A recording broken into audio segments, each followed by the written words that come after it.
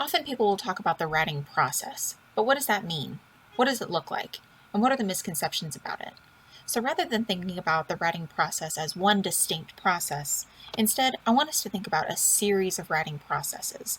Everyone has a different way that they approach writing. However, there's also lots of different possibilities for different writing processes, even for the same person, and even for different projects.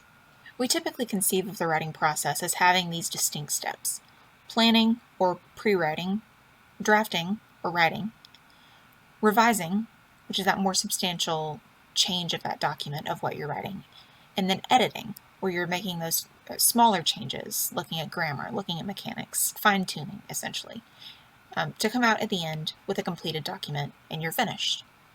However, is this really how good writing happens? The writing process is not actually linear, meaning it's not a set sequential order of steps.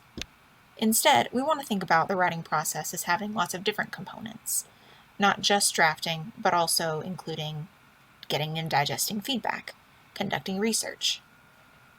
But rather than being linear, it's actually quite recursive. That means that it doubles back on itself, and this is often dependent on the content and the project overall.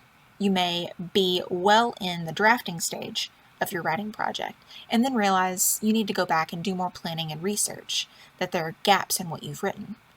Or you may be looking at editing and then realize that you need to go back and look at document design.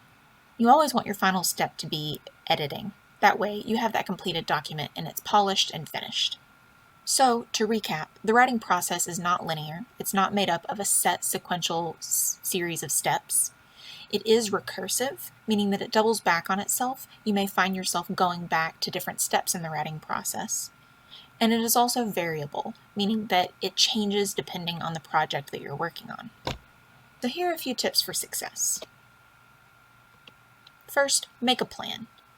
Although that may change just a bit, so be flexible. And then finally, allow time for revision. Revision is a really essential step for the writing process.